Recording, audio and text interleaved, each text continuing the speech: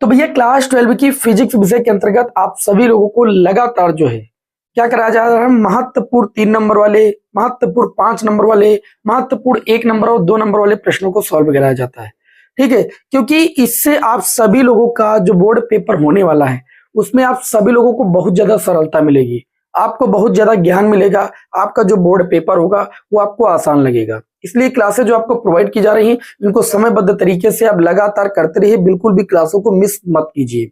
ठीक है, चलिए आज की इस क्लास में आप सभी लोगों को हम क्लास 12 की फिजिक्स विषय के अंतर्गत 3 नंबर वाले महत्वपूर्ण प्रश्नों की श्रृंखला पुनः लेकर आए हैं। और इसमें आप सभी लोगों को पता है कि फिजिक्स पेपर में 3 नंबर वाले टोटल 10 प्रश्न पूछाते हैं और 10 प्रश्न मैं आप लोगों को एक क्लास में सॉल्व कराता हूं एक मॉडल पेपर के, जैसा कि आपको पता है।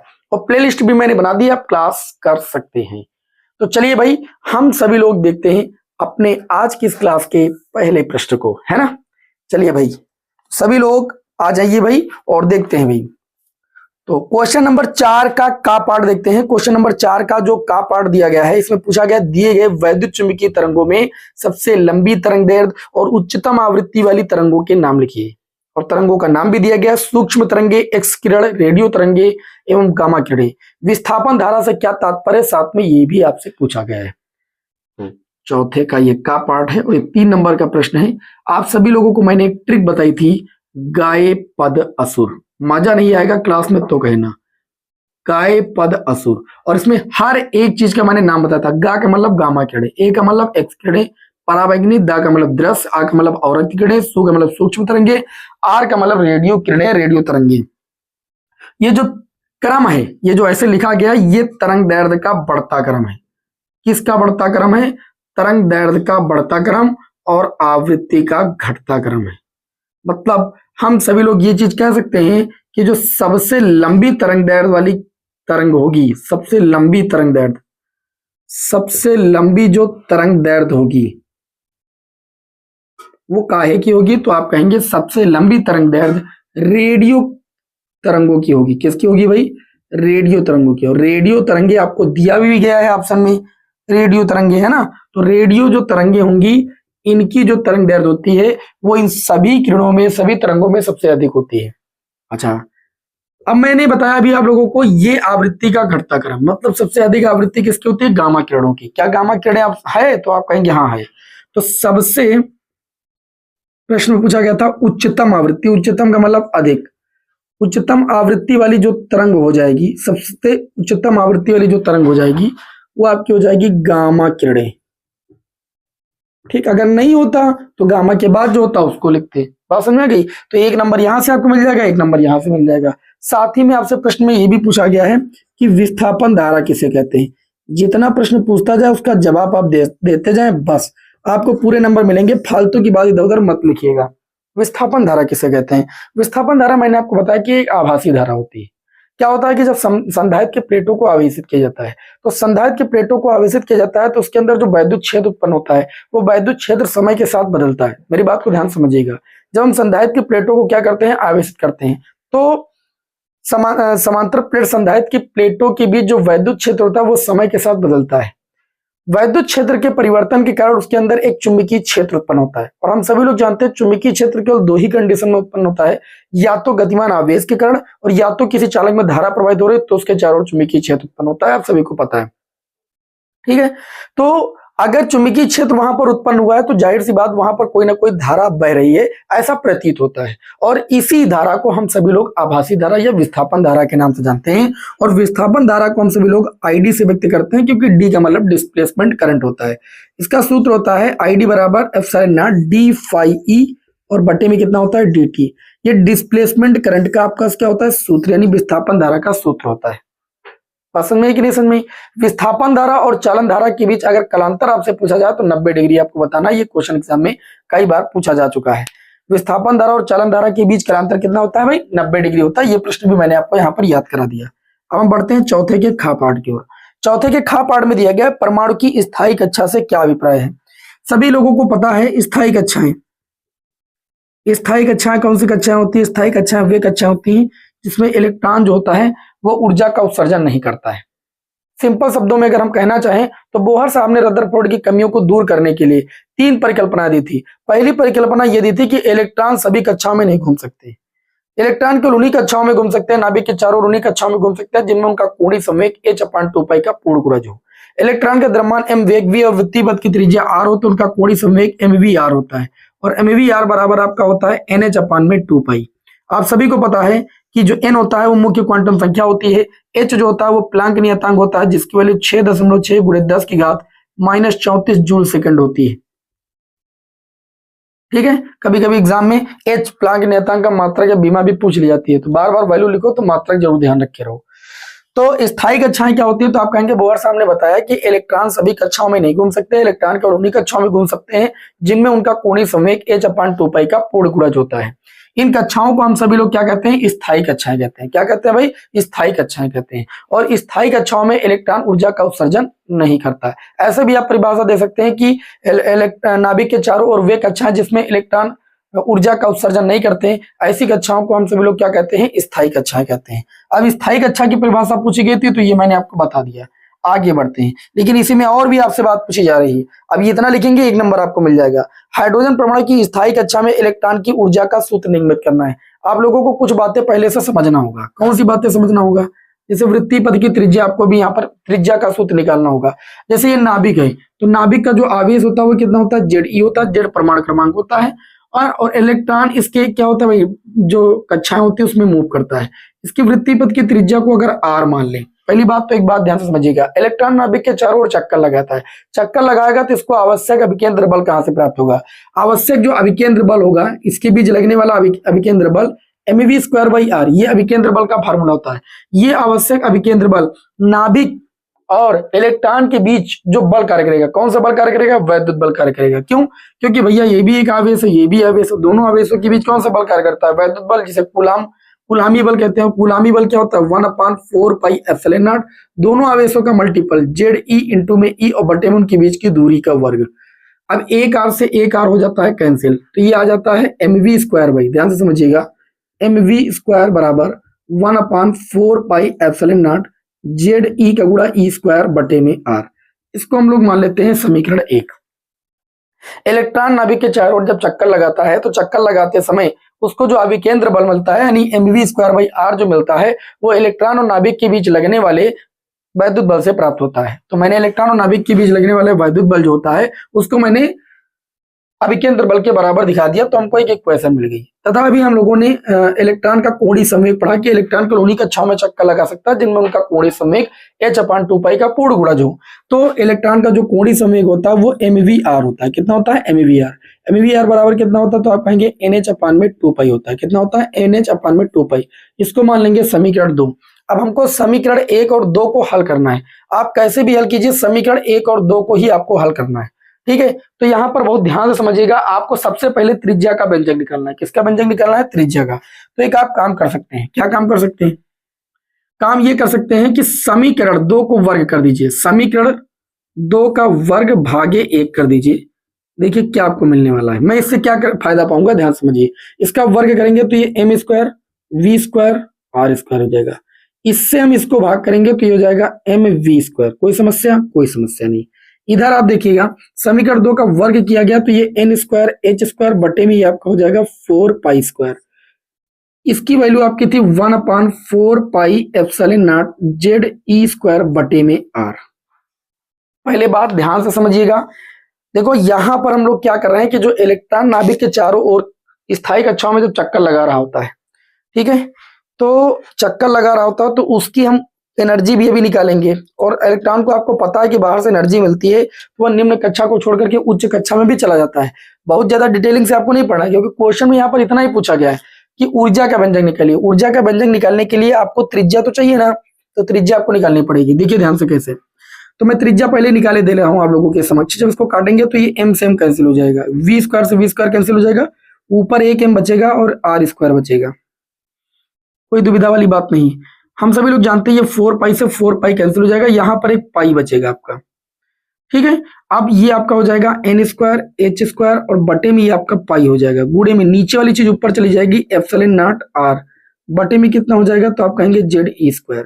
मैं आपको चीज बताऊं, एक आर से एक आर कैंसिल हो जाएगा, ये हो जाएगा आर बराबर एक एम जो है उसको हम बटे में लेकर चले जाएंगे, वो आपका हो जाएगा एन स्क्वायर एच स्क्वायर बटे में, ये एम आ जाएगा एम पाई जेड ई स्क्वायर।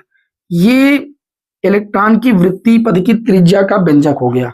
अगर व्यंजक निकालने के लिए कहता तो आप निकाल लेते, लेकिन क्वेश्चन में देखिए क्या बोला गया, क्वेश्चन में बोला गया है कि ऊर्जा का सूत्र निगमित करना है। मैं आपको बता दूं, इलेक्ट्रॉन जब नाभिक के चारों ओर वृत्तीय पथ में चक्कर लगाता है तो इलेक्ट्रॉन की जो ऊर्जा होती है, ध्यान से समझिएगा, इलेक्ट्रॉन की ऊर्जा, इलेक्ट्रॉन की जो कुल ऊर्जा होती है वो उसकी गतिज ऊर्जा और स्थितिज ऊर्जा के योग के बराबर होती है। इलेक्ट्रॉन की जो ऊर्जा ई हो जाएगी, गतिज ऊर्जा का सूत्र होता है एम वी स्क्वायर, स्थितिज ऊर्जा का सूत्र होता है 1/4 पाई, दोनों आवेशों का मल्टीपल चिन्ह सहित इलेक्ट्रॉन का आवेश हो जाएगा माइनस ई और नाभिक का आवेश हो जाएगा प्लस का जेड ई, बटे में दोनों के बीच की दूरी आर। दूरी का यहाँ पर वर्ग नहीं होता क्योंकि स्थितिज ऊर्जा की बात हुई, ध्यान से आप बात को समझिएगा। अब ये आपका कितना हो जाएगा, ई बराबर 1/2 एम वी स्क्वायर की बात करें तो एम वी स्क्वायर की वैल्यू समीकरण 1 से रख देंगे, कितनी है आप, तो आप कहेंगे जेड ई स्क्वायर बटे में 4 पाई एप्सिलॉन नॉट इनटू में आर प्लस। अब देखिए यहाँ पर प्लस लगाने की कोई जरूरत नहीं, कारण भाई यहाँ पर देखिए माइनस, प्लस माइनस का गुणा माइनस हो जाएगा, 1 कितना हो जाएगा 4 पाई एप्सिलॉन नॉट और ऊपर हो जाएगा जेड ई स्क्वायर बटे में आर।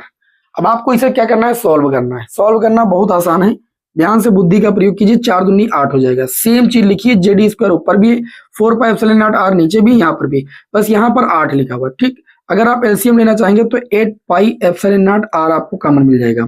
जब 8 कॉमन लेंगे आप तो ऊपर आपका कितना हो जाएगा, तो आप ये चीज कह सकते हैं, देखिए भाई एक काम कर दीजिए ना, मैं आपको एक और सिंपल तरीका बताता हूँ, इसमें कॉमन ही ले लीजिए आप। कितना कॉमन ले लेंगे आप, तो आप कहेंगे हम जेड ई स्क्वायर बटे में 4 pi epsilon naught r common ले लेंगे, तो ब्रैकेट में बचेगा 1/2 माइनस 1, ये तो बचेगा 1/2 से अगर 1 को घटाएंगे तो माइनस का आधा बचेगा, तो ई बराबर आप लिख सकते हैं माइनस का जेड ई स्क्वायर बटे में 2 बचेगा, 2 का मतलब 8 पाई एप्सिलॉन नॉट आर।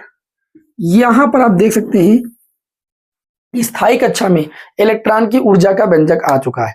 अगर यहाँ पर देखें तो सारी वैल्यू नियत है, हमको त्रिज्या के साथ संबंध बताना था, तो हम कह सकते हैं इलेक्ट्रॉन की जो ऊर्जा होती है वृत्तीय पथ की त्रिज्या के क्या होती है, व्युत्क्रमानुपाती होती है। क्वेश्चन जैसा बोला गया वैसा मैंने करने की कोशिश की है। क्वेश्चन में क्या बोला गया था कि हाइड्रोजन परमाणु की स्थायी कक्षा में इलेक्ट्रॉन की ऊर्जा का सूत्र निगमन कर, तो मैंने इलेक्ट्रॉन की ऊर्जा का सूत्र का निगमन किया है। वैसे तो वैल्यू ये वाली जो आर वाली वो यहाँ पर रखी जाती है, लेकिन मैं रख नहीं रहा हूँ, मैंने निकाल के आपको बता दिया है क्योंकि ये इसी के साथ ही होता था, इसलिए मैंने निकाल के बता दिया। इसको मैं नहीं करता तब भी कोई दिक्कत वाली बात नहीं थी, ठीक है। लेकिन उनका इसका इलेक्ट्रॉन की कक्षा की त्रिज्या से संबंध का उल्लेख कीजिए। इलेक्ट्रॉन की कक्षा ये है, इसके साथ संबंध दिखाना, तो इस आर की वैल्यू को यहाँ पर रख सकते हैं, एक रिलेशन भी आ जाएगा, नहीं बाकी इतना ठीक है। जो एनर्जी होती है वो वृत्तीय पथ की त्रिज्या इलेक्ट्रॉन की त्रिज्या के व्युत्क्रमानुपाती होती है, ठीक है। चलिए भाई, समझ में बात आ गई कि नहीं आ गई। अब अगला जो है गा पढ़, चुंबकीय द्विध्रुव को परिभाषित कीजिए। आगे आपसे ये पूछा गया है कि चुंबकीय द्विध्रुव को परिभाषित कीजिए। क्या आप चुंबकीय द्विध्रुव जानते हैं? जब आप वैद्युत द्विध्रुव जानते होंगे तो चुंबकीय द्विध्रुव भी जानते होंगे। इसे आप कर दो भाई। चलिए भाई, वैद्युत द्विध्रुव में आप लोगों ने क्या पढ़ा था, परिमाण में समान और प्रकृति में विपरीत आवेश जो होते हैं क्या होते हैं, एक दूसरे से जब अल्प दूरी पर रखे होते हैं तो एक द्विध्रुव का निर्माण करते हैं, जिसे हम लोग वैद्युत द्विध्रुव कहते हैं। यहां पर आवेश नहीं रखे होते हैं, यहाँ पर दो प्रबल सामर्थ्य के क्या होते हैं, ध्रुव होते हैं, 2 ध्रुव होते हैं, ध्यान समझिएगा, एक N और एक S। मैं आपको समझाने की कोशिश करता हूँ। यहाँ माइनस M होता है, यहाँ प्लस M होता है। ध्रुव प्रबल इन्हें बोलते हैं, क्या बोलते हैं मैं लिख देता हूँ यहाँ पर, ध्रुव प्रबल बोलते हैं। तो परिभाषा आपकी अभी मैं आपको समझा रहा हूँ, ये गा पार्ट है, आप हेडिंग लगाएंगे चुंबकीय द्विध्रुव। क्या हेडिंग लगाएंगे, चुंबकीय द्विध्रुव। चुंबकीय द्विध्रुव में माइक देखिए भाई गिर गया था। चुंबकीय द्विध्रुव समझिएगा ध्यान से।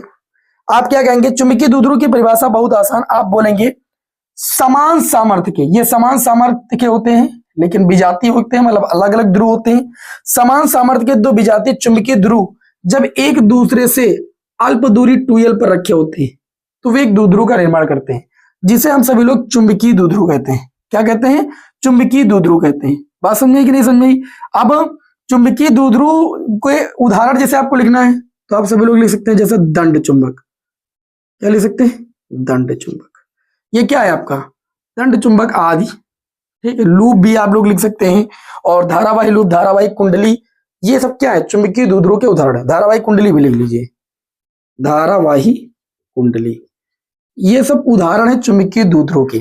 तो प्रश्न में चुंबकीय द्विध्रुव पूछा गया था, तो आप बोलेंगे समान सामर्थ्य के और विपरीत या विजातीय प्रकृति के जब दो ध्रुव प्रबल एक दूसरे से अल्प दूरी 2l पर रखे होते हैं तो वे एक द्विध्रुव का निर्माण करते हैं, जिसे हम सभी लोग चुंबकीय द्विध्रुव कहते हैं। एग्जाम्पल के लिए जैसे धारावाही कुंडली, दंड चुंबक आदि, ये सब क्या है? चुंबकीय द्विध्रुव है। अब क्वेश्चन में आपसे ये पूछा गया है, ध्यान समझिए। क्वेश्चन में आपसे कहा गया है कि चुंबकीय द्विध्रुव को परिभाषित कीजिए और चुंबकीय क्षेत्र में चुंबकीय द्विध्रुव पर लगने वाले बल आघूर्ण का व्यंजक प्राप्त कीजिए। जैसे आप सभी लोगों ने वैद्युत क्षेत्र में वैद्युत द्विध्रुव को रख करके बल आघूर्ण का व्यंजक प्राप्त किया, टाउ बराबर पीई साइन थीटा है, वैसे यहाँ पर टाउ बराबर एमबी साइन थीटा आता है। देखिए कैसे, तो यहाँ पर आप लिखेंगे चुंबकीय द्विध्रुव आघूर्ण का व्यंजक। चुंबकीय, क्या पूछा गया प्रश्न में? चुंबकीय क्षेत्र में चुंबकीय द्विध्रुव पर लगने वाला, चुंबकीय द्विध्रुव पर लगने वाला बल आघूर्ण पर लगने वाला बल आघूर्ण। बहुत ध्यान से समझिएगा, आप लोगों को हम बहुत ज्यादा यहाँ पर डिटेल से लिख के नहीं बताते, शॉर्ट मेथड से बताते हैं कि जल्दी कम समय में आपको समझ में आ जाए। यहाँ पर एक समान चुंबकीय क्षेत्र हो या एक समान वैद्युत क्षेत्र, इसको आप ऐसे प्रदर्शित कर सकते हैं। और एक आप ले लेंगे क्या यहाँ पर? दंड चुंबक। इस दंड चुंबक को हम नाम भी दे सकते हैं। इसकी जो दूरी होगी वो क्या होगी आपकी? अल्प दूरी 2l होगी, माइनस m सामर्थ्य का, ये प्लस m सामर्थ्य का हो जाएगा, ये a हो जाएगा, ये b हो जाएगा। इसकी लंबवत दूरी जैसे वहां पर ज्ञात कीजिए, थीटा डिग्री कोण पर झुका हुआ है। ठीक है, तो लंबवत दूरी निकालने के लिए आप यहाँ पर क्या करते हो? साइन थीटा बराबर लगाते हो लंब बटे कण। लंब हो गया, कण 90 डिग्री से अनुभुजा कितनी हो जाती है? 2l। जब लंबवत दूरी निकालते हो तो यह आ जाता है 2l साइन थीटा। ठीक, एक ध्रुव माइनस है, एक प्लस। एक इस पर बल कार्य करता है इधर mb, और इस पर एक बल कार्य करता है mb इधर की ओर। ये दोनों बल युग्म बनाते हैं, जोड़ा बनाते हैं, और जोड़ा बनाने के बाद इसको चुंबकीय क्षेत्र के समांतर लाने का प्रयास करते हैं, जिसे प्रत्यानयन बलयुग्म आघूर्ण कहते हैं। मतलब इसको चुंबकीय क्षेत्र के समांतर लाने का प्रयास करते हैं। ठीक, तो इस प्रकार इसको क्या होता है? घुमाने की प्रवृत्ति आ रही है, जिसे हम सभी लोग क्या कहते हैं? चुंबकीय द्विध्रुव का, चुंबकीय द्विध्रुव पर लगने वाले बलयुग्म का आघूर्ण कहते हैं। अब जो बलयुग्म का आघूर्ण होता है टाउ बराबर, वो आपका सूत्र होता है बल गुणे लंबवत दूरी। क्या होता है? टाउ बराबर बल गुणे लंबवत दूरी। इस पर जो बल कार्य कर रहा है, कौन सा बल कार्य कर रहा है? तो आप कहेंगे mb। लंबवत दूरी की बात करें, अभी मैंने यहाँ पर लगाया साइन थीटा बराबर, तो लंब की वैल्यू आ गई है 2l साइन थीटा। क्या आ गई भाई? 2l sine theta.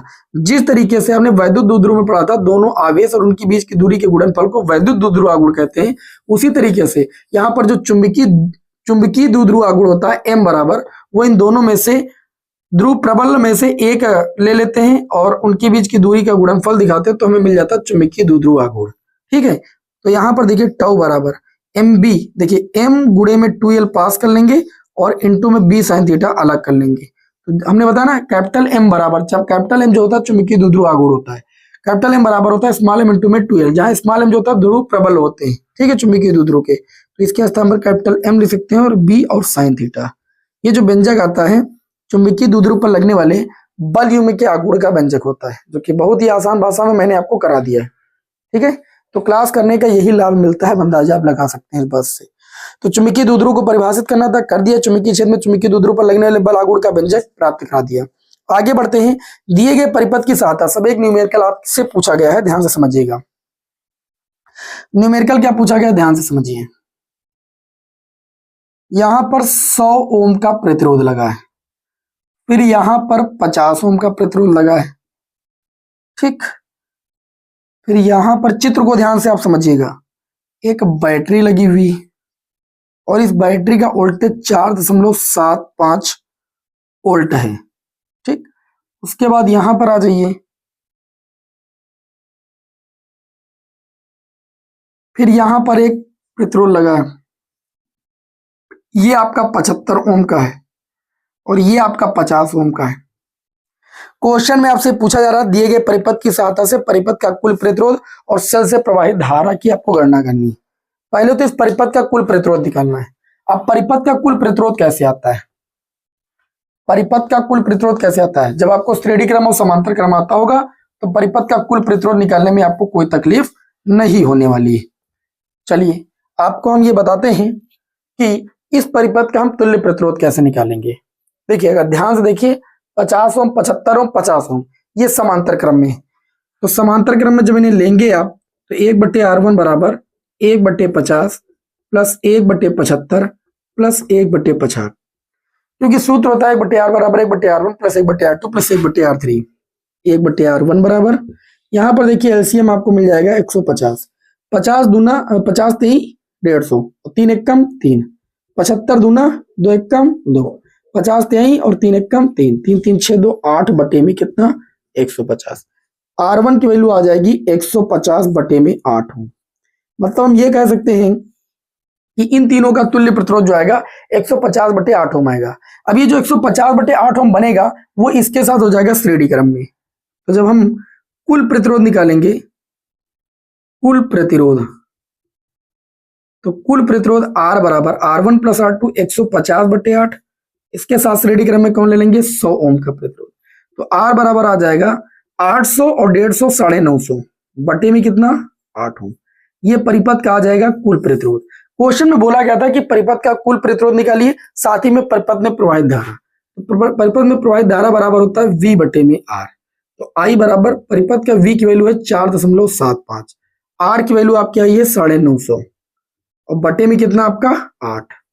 I बराबर 4.75, 8 ऊपर चला जाएगा बटे में 950 हो जाएगा, दशमलव हटाओगे 2 जीरो बढ़ जाएंगे, 475, 475 दूना आपका 950 हो जाएगा, ये 200 हो जाएगा।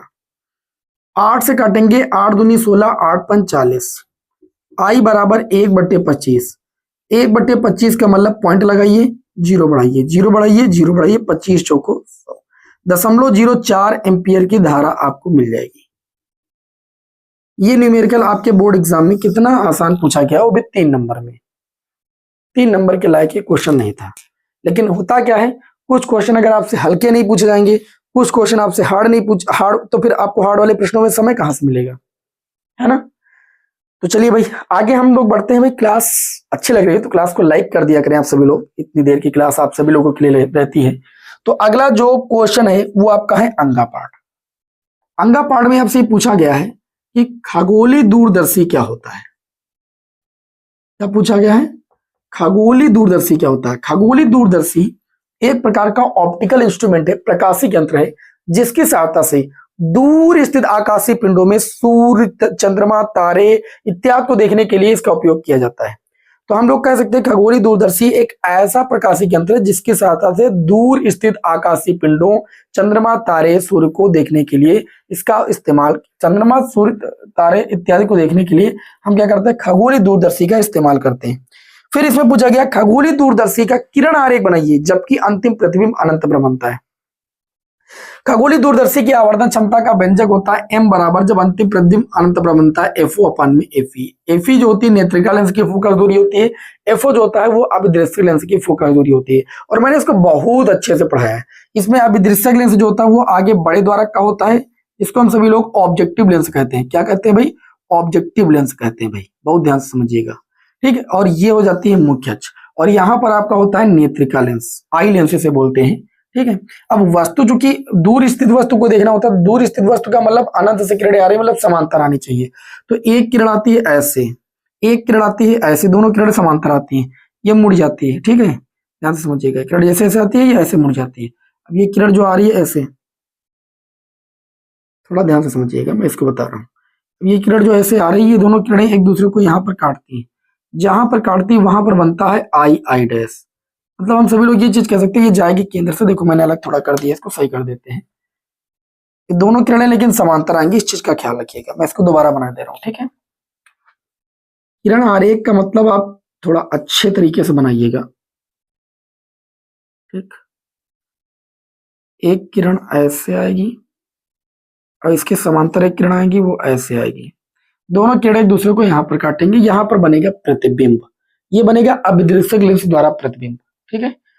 अब मेरी बात को ध्यान से समझिएगा, नेत्रिका लेंस का जो फोकस पॉइंट होगा, अगर उसको आप यहीं पर रखेंगे, इसी वस्तु पर रखेंगे, मतलब दंतुर्दंड चक्र व्यवस्था द्वारा इसको इस तरीके से एडजस्ट कीजिए। माइक बार बार छूट जा रहा, कोई दिक्कत नहीं, फिर लगा देंगे। देखिए, अब इसके द्वारा जो प्रतिबिंब बनता है वो इस नेत्रिका लेंस के लिए आभासी वस्तु का कार्य करता है। जब इस वस्तु को हम सभी लोग क्या करते हैं, इस लेंस के फोकस और प्रकाशिक केंद्र के बीच रखते हैं, तो क्या होता है, इसका हमें आभासी सीधा और वस्तु से बड़ा प्रतिबिंब मिलता है। कैसे? एक किरण ऐसे जाती है, ऐसे निकल जाती है, और दूसरी किरण ऐसे जाती है, दोनों किरणों को मिलाते हैं तो इसका प्रतिबिंब हमको यहाँ पर मिलता है। ये तो खगोलीय दूरदर्शी का क्या हो गया भाई, ये हो गया किरण आरेख, और आपसे केवल किरण आरेख ही पूछा गया था। उम्मीद करता हूं आप सभी लोग समझ गए होंगे, इसमें कुछ नहीं था। किरण आरेख तो बहुत आसान है। संरचना कार्यविधि सभी आप लोगों को बहुत डिटेल से बता जा चुका है, यहाँ पर पूछा नहीं गया इसलिए बता नहीं रहे। अगला क्वेश्चन है, स्थिर वैद्युतिकी में गॉस का नियम लिखिए, इसके आधार पर समतल आविष्ट प्लेट के कारण उत्पन्न वैद्युत क्षेत्र का व्यंजक भी प्राप्त कीजिए। अगर मैं आप लोगों को शॉर्टली इस चीज को समझाने की कोशिश करूं तो मैं उम्मीद करता हूं कि आप सभी लोगों को बड़ा आसान लगेगा। देखिए, पहले चैप्टर का क्वेश्चन है, और कई बार मैं बता चुका हूं कि गॉस की प्रमेय के अनुप्रयोग ये दो बहुत इंपॉर्टेंट है। एक अनंत लंबाई के सीधे आवेशित तार के निकट वैद्युत क्षेत्र की तीव्रता, एक अचालक चादर प्लेट के कारण। एक अचालक चादर यहाँ पर लेते हैं हम सभी लोग अनंत विस्तार की, ठीक है, इसको एक समान रूप से हम लोग यहाँ पर आवेशित करते हैं, ठीक है। यहां से r दूरी पर एक बिंदु P लेते हैं, इसी के समेत दूसरी ओर भी एक बिंदु P डैश यहाँ पर होता है, इसके चारों ओर एक हम गॉसियन पृष्ठ की रचना करते हैं, उसको मिलाते हुए एक बेलनाकार गॉसियन पृष्ठ की रचना करते हैं। यहाँ पर एरिया वेक्टर मानते हैं ना, क्षेत्रफल वेक्टर, तो इनको जब मिलाते हैं तो यहाँ पर एक बेलनाकार गॉसियन पृष्ठ बन जाता है, बेलनाकार गॉसियन पृष्ठ बन जाता है। इन दोनों पृष्ठों से होकर गुजरने वाला जब हम कुल फ्लक्स निकालते हैं, बस इतना ही काम है दोनों पृष्ठों से, तो यहाँ पर क्षेत्रफल वेक्टर की जो दिशा होती है, डीए वेक्टर की दिशा, वो भी बाहर की ओर होती है, और इस पर धन आवेश वितरित तो क्षेत्र जो वैद्युत क्षेत्र की तीव्रता की दिशा होती है वो भी बाहर की ओर होती है। यहाँ पर भी डीए वेक्टर की दिशा बाहर की ओर होती है और वैद्युत क्षेत्र की दिशा आपकी बाहर की ओर होती है, ठीक। जिस वजह से ई और डीए के बीच का एंगल यहाँ पर 0 डिग्री बनता है, और यहाँ पर भी एंगल जो बनता है वो 0 डिग्री बनता है। तो कुल जो हम क्या निकालते हैं, फ्लक्स निकालते हैं, तो वो आपको मिल जाता है vector E dot DA cos 0 और plus vector E dot DA cos 0। मतलब हम ये चीज कह सकते हैं फाई ई बराबर, ठीक, फाई ई बराबर, ठीक है। समाकलन करते हैं यहाँ पर ऐसे, तो ये ई बाहर आ जाता है, डीए का समाकलन ए हो जाता है, कॉस 0 की वैल्यू 1 हो जाती है, ये भी आपका ई ए हो जाता है। तो फाई ई बराबर आपका आ जाता है 2EA आ जाता है। गॉस की प्रमेय सबको जानता है, इसमें पूछा गया था गॉस की प्रमेय क्या है। किसी बंद पृष्ठ के अंदर उपस्थित जो कुल आवेश होता है, उससे गुजरने वाला जो फ्लक्स होता है वो कुल आवेश का 1/ε0 गुना होता है ना। तो यहाँ पर लिखेंगे गॉस की प्रमेय का चूंकि अनुप्रयोग है, तो गॉस की प्रमेय से पढ़ा है कि किसी बंद पृष्ठ से गुजरने वाला जो फ्लक्स होता है वो उस आवेश का 1/ε0 गुना होता है। तो देखिए, इस गॉसियन पृष्ठ से गुजरने वाला कुल फ्लक्स था, इसके स्थान पर हम लोग लिख सकते हैं Q/ε0 बराबर हो गया 2EA हो गया। समझ में कि नहीं? अब देखिए, इस पर एक समान रूप से आवेश वितरित, तो सिग्मा बराबर कितना हो जाएगा Q/A, अर्थात यहां से अगर Q की वैल्यू निकाले तो सिग्मा A आ जाएगी। ये वैल्यू उठा करके यहाँ पर रख देंगे, तो देखिए ध्यान से, Q के स्थान पर लिख सकते हैं आप कितना, सिग्मा A बटे में कितना हो जाएगा, तो आप कहेंगे ε0 बराबर इधर कितना हो जाएगा, तो आप कहेंगे 2EA हो जाएगा। A से A कैंसिल, E की वैल्यू निकालेंगे तो E रोकेंगे, 2 आ जाएगा बटे में सिग्मा/में 2ε0। मैंने एकदम केवल आपको ये प्योर बताया कि इतना करना होता है बस हमें इस डेरिवेशन में, बाकी कुछ नहीं करना होता है। 3 नंबर आपको मिल जाएंगे, ठीक। आगे दिया गया पीएन संधि डायपोल के उत्क्रम अभिनत का परिपथ चित्र की सहायता से कार्यविधि को समझाइए। मैंने वैसे इसे बहुत डिटेल से समझाया है। पीएन संधि डायपोल का अग्र अभिनत और पश्च अभिनत, मैं इसे रब करूं, चलिए पीएन संधि डायपोल का अग्र अभिनत और पश्च अभिनत भी आपको समझा देते हैं, इसे रब कर देते हैं भाई यहां पर, है ना। पीएन संधि डायपोल आप लोगों को बताया जा चुका है। तो अग्र अभिनत क्या होता है, देखिए ये पीएन संधि डायपोल हो गया, ये पी क्षेत्र हो गया। पी क्षेत्र में बहुसंख्या का आवेश वाहकाकार कोटर करते हैं, ये आपका एन क्षेत्र हो गया, ठीक। पी क्षेत्र को बैटरी के धन टर्मिनल से और एन क्षेत्र को बैटरी के ऋण टर्मिनल से जोड़ेंगे तो वो बनेगा अग्र अभिनत, और पी क्षेत्र को बैटरी के ऋण टर्मिनल से और N क्षेत्र को बैटरी के धन टर्मिनल से अगर जोड़ देते हैं, ठीक, यहाँ कुंजी लगा करके, तो ये आपके सामने बन गया है उत्क्रम अभिनत, रिवर्स बायस में उत्क्रम अभिनत। उत्क्रम अभिनत में जो धारा होती है वो माइक्रो एम्पियर में प्रवाहित होती है, बहुत कम धारा बहती है, ठीक है। और एक ऐसी स्थिति जब हम धारा के वोल्टेज के मान को बराबर बढ़ाते जाते हैं, तो एक ऐसी स्थिति जब क्या होता है, पी क्षेत्र और एन क्षेत्र के सहसंयोजक बंध आपस में टूट जाते हैं, तो धारा बहुत तेजी के साथ बहती है। देखिए, जब उत्क्रम अभिनत में पीएन संधि डायोड होता है, जो अवक्षय परत की चौड़ाई होती है वो बहुत ज्यादा बढ़ जाती है, जिस वजह से यहाँ पर जो प्रतिरोध हो जाता है वो अनंत हो जाता है। तो जब इसका आप लोग वो दिखाएंगे आरेख, ये धारा बताता है माइक्रो एम्पियर में, और ये बताता है आपका वोल्टेज विभवांतर। यहाँ पर विभवांतर को हम धीरे धीरे धीरे धीरे बढ़ाते हैं, फिर अचानक से बहुत तेजी के साथ धारा बहने लगती है, ठीक है। यहाँ पर आप सभी लोग वोल्टेज को दिखा सकते हैं, 1 वोल्ट, 2 वोल्ट, 3 वोल्ट, 4 वोल्ट, और यहाँ पर माइक्रो एम्पियर में धारा दिखा सकते हैं। ये जो ग्राफ बना है, ये ग्राफ है पश्चिम यानी उत्क्रम अभिनत का, और यहाँ पर जो स्थिति होती है इसी स्थिति को हम लोग कहते हैं एवलांस भंजन की प्रक्रिया, या एवलांस भंजन की स्थिति यही है कि जब हम परिपथ में वोल्टेज के मान को बढ़ाते जाए, और एक ऐसी स्थिति में कि जब क्या हो, पीएन संधि डायोड में धारा बहुत तेजी के साथ बहने लगी, उतनी टाइम क्या होता है कि सहसंयोजक बंध यहाँ पर टूट जाते हैं, जिस वजह से परिपथ में धारा बहुत तेजी के साथ बहती है, जिसे कंट्रोल करना मुश्किल होता है, और इसी स्थिति को हम लोग कहते हैं एवलांस भंजन की प्रक्रिया, और ये उत्क्रम अभिनत में ही देखने को मिलती है। क्वेश्चन में आपसे जो पूछा गया उसका उत्तर दीजिएगा। पीएन संधि डायोड के उत्क्रम अभिनत का परिपथ चित्र की सहायता से कार्य विधि समझाइए। तो आप समझा सकते हैं कि जब पीएन संधि डायोड के पी क्षेत्र को बैटरी के रेल टर्मिनल से, एन क्षेत्र को बैटरी के धन टर्मिनल से जोड़ा जाता है, तो ये पीएन संधि डायोड का कौन सा अभिनत कहलाता है? ये पीएन संधि डायोड का उत्क्रम अभिनत या पश्च अभिनत कहलाता है। जब पीएन संधि डायोड क्या होता है, आप कार्य विधि में बताएंगे, जब पीएन संधि डायोड पश्च अभिनत में होता है, तो जो अवक्षय परत की चौड़ाई होती है वो बहुत ज्यादा बढ़ जाती है, जिस वजह से एन क्षेत्र के इलेक्ट्रॉन ना तो इधर जा पाते हैं, ना पी क्षेत्र के क्वार्टर इधर जा पाते हैं, जिस वजह से परिपथ में जो धारा होती है बहुत कम बहती है, मतलब नगण्य बहती है, माइक्रो एम्पियर में धारा बहती है। लेकिन लगातार निश्चित वोल्टेज बढ़ाने के साथ साथ एक स्थिति ऐसी आती है कि धारा इस परिपथ में बहुत तेजी के साथ बहना शुरू हो जाती है, और इसी प्रक्रिया को हम लोग कहते हैं एवलांस भंजन की प्रक्रिया। ये इसका यहाँ पर ग्राफ है, ये इसकी परिपथ व्यवस्था है। कितना आसान था। प्रत्यावर्ती परिपथ में प्रतिबाधा और प्रतिघात में क्या अंतर होता है? एलसीआर में शक्ति गुणांक का सूत्र। अभी एलसीआर परिपथ को मैंने फिलहाल वैसे हाल ही में पढ़ाया था, लेकिन चलिए हम यहाँ पर कुछ छोड़ेंगे नहीं, आप लोगों को हर एक चीज बताते हैं, ठीक है। चलिए तो इसको रफ कर देते हैं हम, और फिर एलसीआर परिपथ को अच्छे से समझते हैं। क्यों? हालांकि एलसीआर परिपथ को मैं कई बार बता चुका हूँ, क्वेश्चन में ज्यादा कुछ खास नहीं पूछा गया आपसे, है ना। लाइट कैसे डाउन पड़ गई भाई, अचानक से लाइट डाउन पड़ गई। चलिए भाई सही कर देते हैं हम, ठीक। अब देखिए, इस प्रश्न में ये पूछा गया था कि प्रत्यावर्ती परिपथ में प्रतिबाधा और प्रतिघात में क्या अंतर होता है। मैं आपको एक चीज बता दूं, जैसे एलसीआर परिपथ है, एलसीआर परिपथ में एल प्रेरकत्व की एक कुंडली होगी, सी संधारित्र का एक, सी धारिता का एक संधारित्र होगा, आर ओम का एक प्रतिरोध होगा। तीनों को श्रेणी क्रम में जोड़ करके एक प्रत्यावर्ती स्रोत से लगा देते हैं, तो ये बन जाता है हमारा एलसीआर परिपथ। पता है ना आप सभी लोगों को। जब हम सभी लोग क्या करते हैं, अग्रगामी पश्चगामी, पता है कि विभवान धारा क्या होती है, अग्रगामी होती है किससे? प्रेरण मतलब प्रेरकत्व से। धारा अग्रगामी का मतलब वो पश्चगामी होता है, वोल्टेज उसका पश्चगामी होता है। जब हम सभी लोग यहाँ पर वीएल और वीसी का यहाँ पर मतलब जो है ग्राफ खींचते हैं अग्रगामी पश्चगामी का, तो यहाँ पर आपको VL माइनस VC मिल जाता है, क्योंकि जो संधारित्र में वोल्टेज होता है पश्चगामी होता है, तो वोल्टेज को नीचे दिखाते हैं VC को, और VL में वोल्टेज को ऊपर दिखाते हैं। इन दोनों का परिणामी VL माइनस VC से प्रदर्शित होता है, और प्रतिरोध जो होता है वो समान कला में होता है, तो VR यहाँ पर होता है। इन दोनों के VL माइनस VC और VR दोनों के परिणामी को हम V मान लेते हैं, और यहाँ पर कलांतर मान लेते हैं कि फाई है, ठीक है। उसके बाद हम सभी लोग क्या करते हैं भाई, इसके बाद हम सभी लोग वही कार्ड स्क्वायर बराबर मतलब परिणामी V स्क्वायर बराबर लगाते हैं, कार्ड का स्क्वायर बराबर लंब स्क्वायर, मतलब VL माइनस VC, है ना, इसका होल स्क्वायर। अभी मैं आपको जल्दी इसको बताया हूं।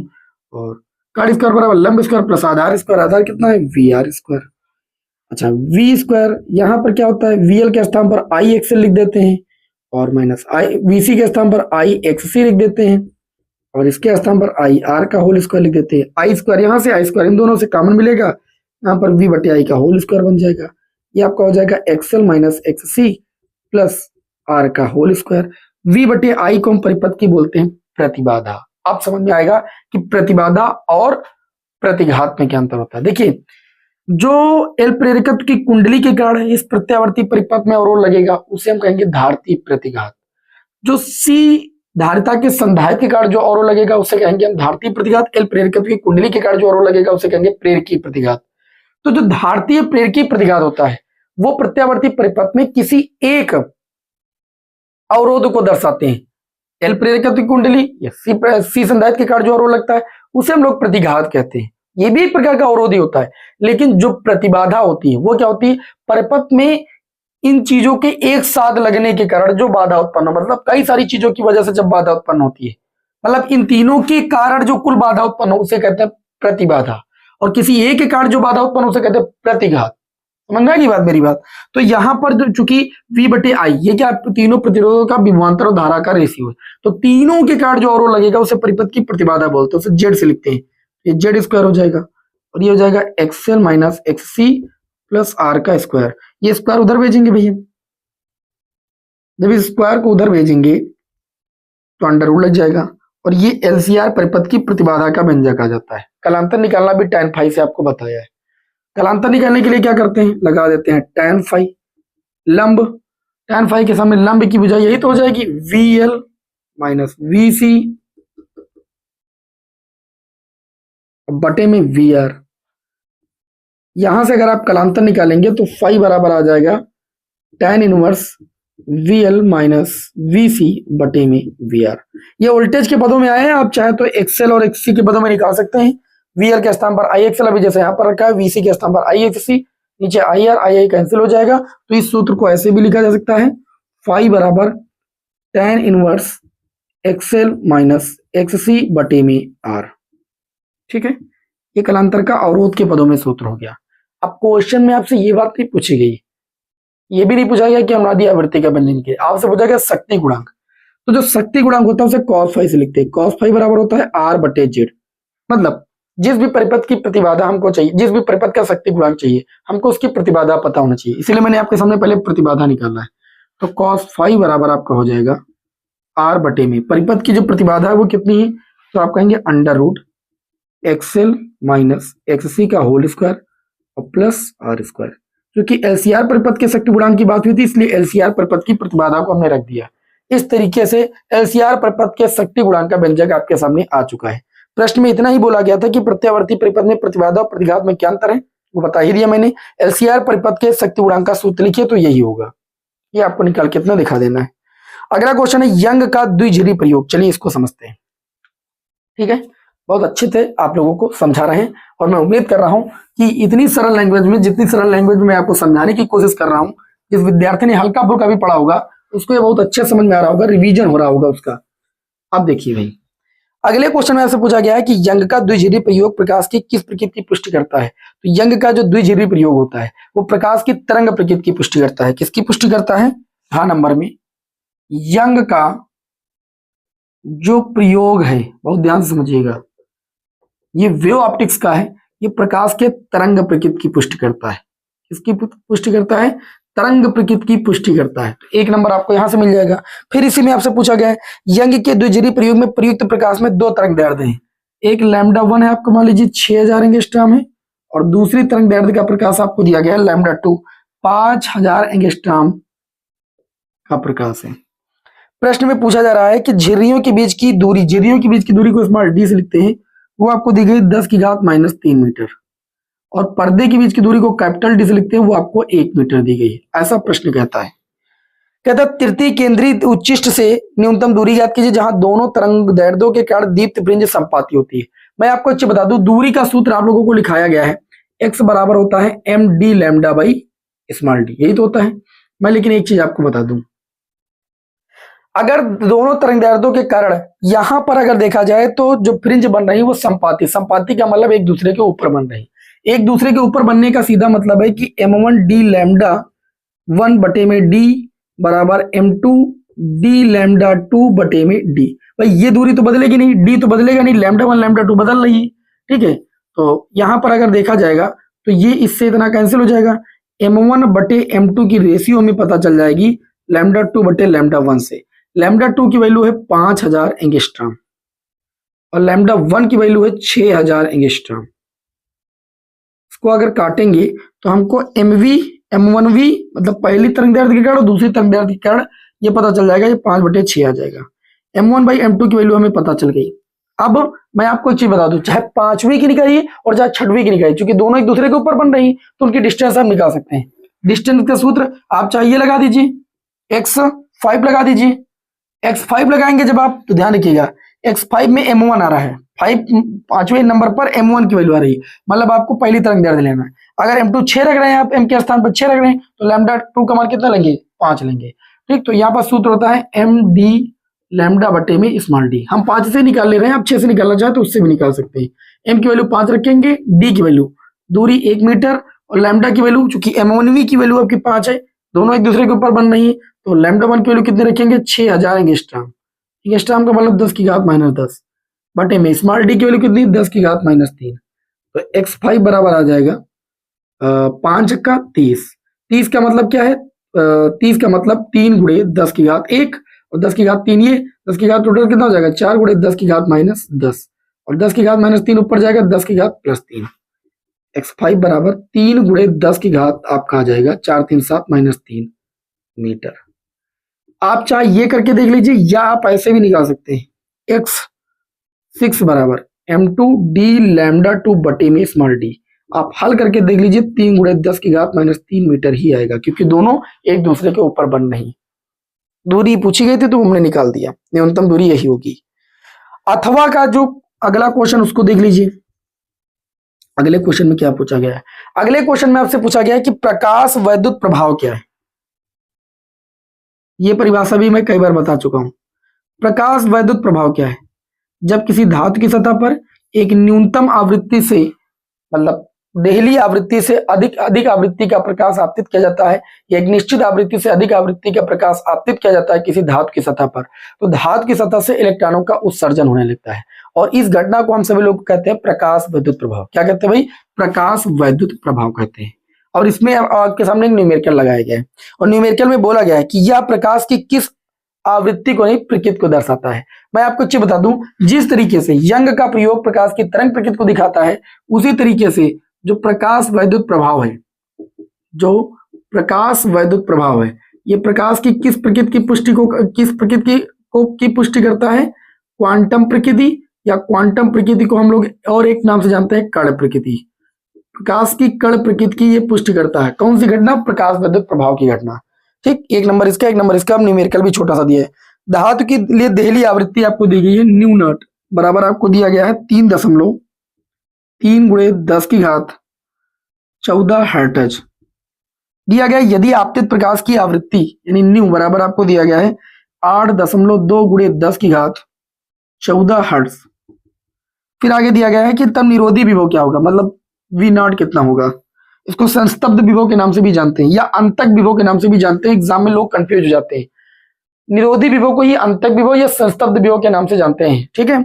और इनमें धातु के कार्यफलन की गणना भी कीजिए। तो वी ना निकालना हो, कार्यफलन निकालना है। सबसे सिंपल कार्यफलन निकालने के लिए आप सूत्र लगा दीजिए एच न्यू नॉट। एच की वैल्यू होती है 6.6 गुणे 10 की घात -34 और न्यू नॉट की वैल्यू आपको दी गई है 3.3 गुणे 10 की घात 14। क्या आप कार्यफलन यहां से नहीं निकाल सकते? निकाल सकते हैं। आपसे पूछा गया निरोधी विभव, तो आप सूत्र लगा सकते हैं। निरोधी विभव का सूत्र क्या होता है, ई बराबर होता है ई कैपिटल वी नॉट। ई बराबर आप लिख सकते हैं एच न्यू, एच न्यू बराबर E V naught. V naught चाहिए तो आप सूत्र लगा सकते हैं एच न्यू बटे में कितना ई। एच की वैल्यू आपको पता है 6.6 गुणे 10 की घात -34। न्यू की वैल्यू आपको यहां पर दी गई, ई की वैल्यू 1.6 गुणे 10 की घात -19 होती है। इस सूत्र से आप सभी लोग किसकी वैल्यू निकाल सकते हैं, निरोधी विभव या जिसे अंतक विभव या संस्तब्ध विभव कहते हैं, उसकी वैल्यू आप सभी लोग निकाल सकते हैं। अब इसके बाद 3 नंबर वाले में एक अगला प्रश्न है, समांतर परिसंधायक की धारिता का सूत्र का निगमन। अभी मैंने कई बार बता चुका हूं मैं, इसके लिए मैंने ट्रिक भी आप लोगों को बताया है। ईबीसी ट्रिक को फॉलो कर लीजिए, बस ये मैं कई बार आपको बता चुका हूं। मतलब पहले समांतर परिसंधायक की प्लेटों के बीच वैद्युत क्षेत्र की तीव्रता, फिर विभव और फिर संधारित्र C बराबर Q अपन V लगा दीजिए, आपका आ जाएगा। तो ऐसे क्वेश्चनों को बहुत बार करा चुके हैं, तो इस क्वेश्चन को आज मैं पहली बार छोड़ रहा हूं क्योंकि बहुत बार हो चुका है। ठीक है, तो इसको आप सभी लोग कर लीजिए, उसके बाद इसका स्क्रीनशॉट लीजिए जल्दी से आप सभी लोग। ठीक है, चलिए भाई, नेक्स्ट क्लास में आप सभी लोगों को हम क्या करते हैं, आगे की जो लॉन्ग क्वेश्चन है उसकी क्लास के साथ आपको मिलते हैं। क्लास अच्छी लगी हो तो क्लास को लाइक कर दीजिए। नेक्स्ट क्लास में आपको मिलते हैं। जय हिंद, वंदे मातरम।